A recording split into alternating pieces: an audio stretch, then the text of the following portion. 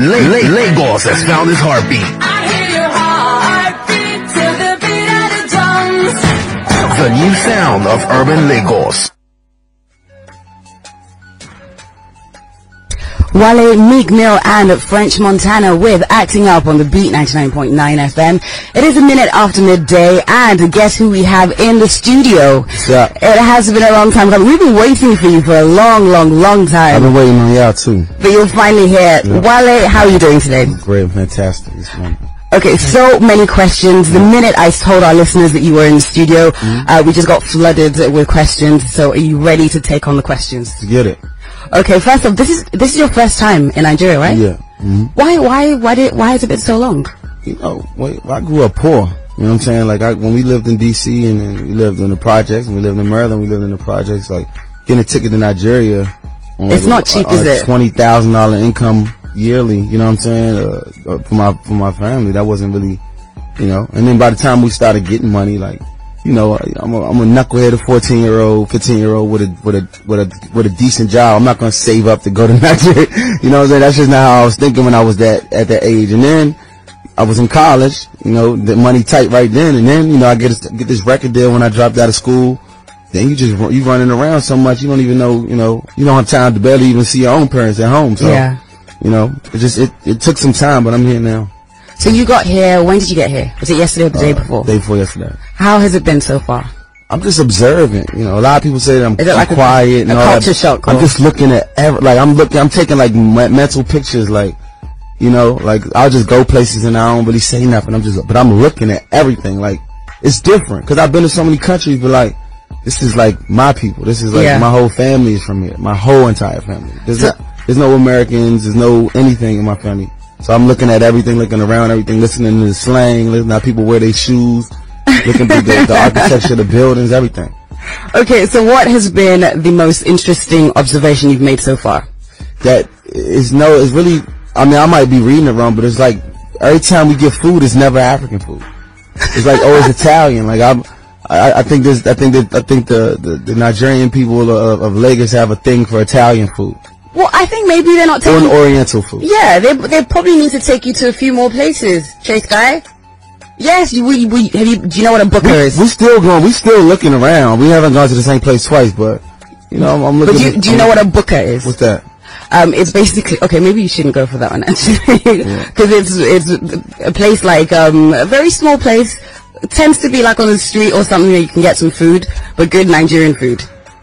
I don't know about eating on the side of the street. I don't know if I've adapted that much yet.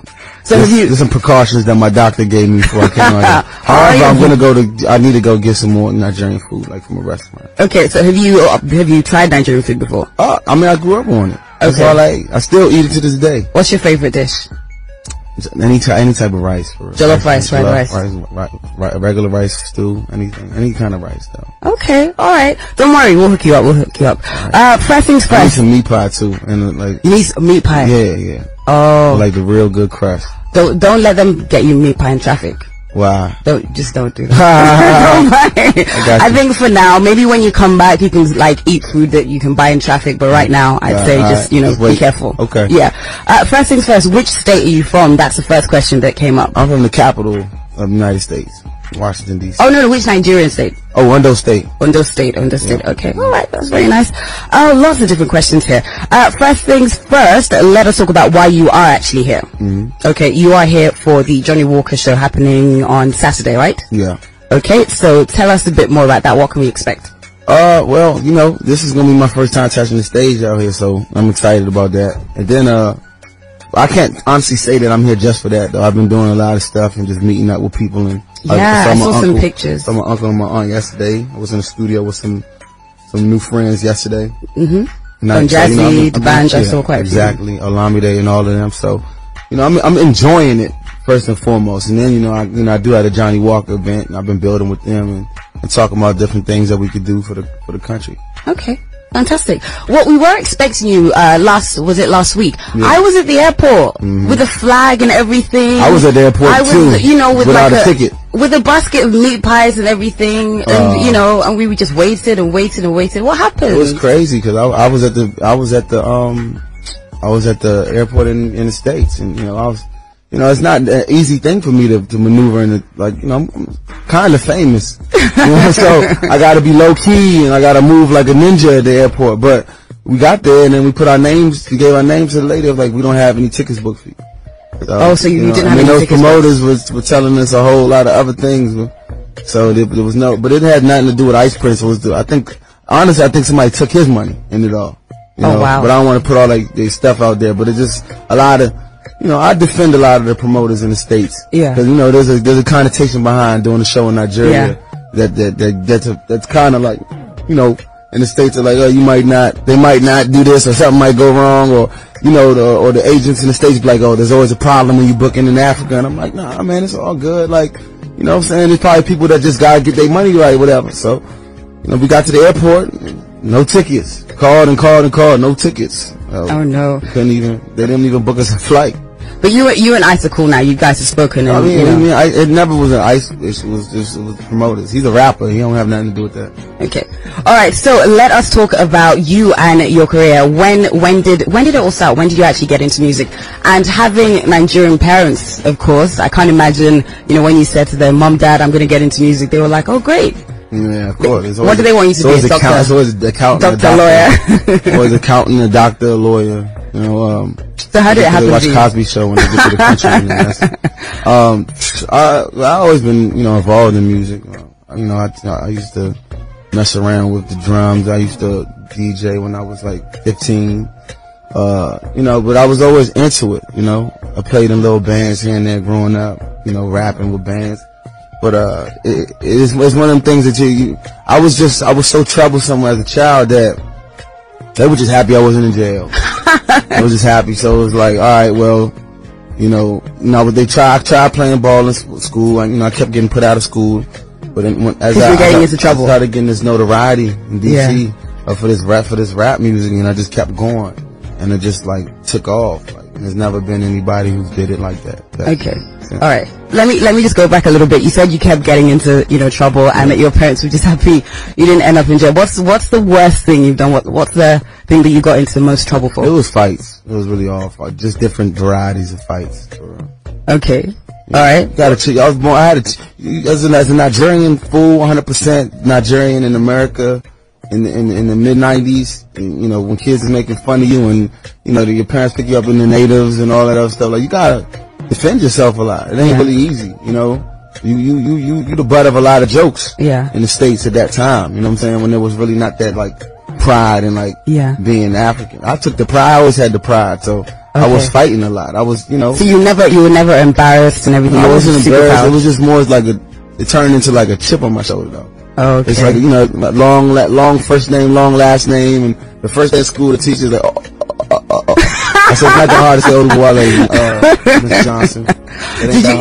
Did you get the jokes? Because I grew up in London, and you'd have some random person say, I heard there are no cars in Nigeria. Yeah. And I'm like, what are you talking about? Like, everyone has like so many cars. So do you get that and, stuff? You still kind of get it too at an older age, but it's one of them things now. It's like, you got a lot of talented artists now that's kind of waving the flag now, so it's making it like, you're giving these kids that grow up in the States something to be proud of.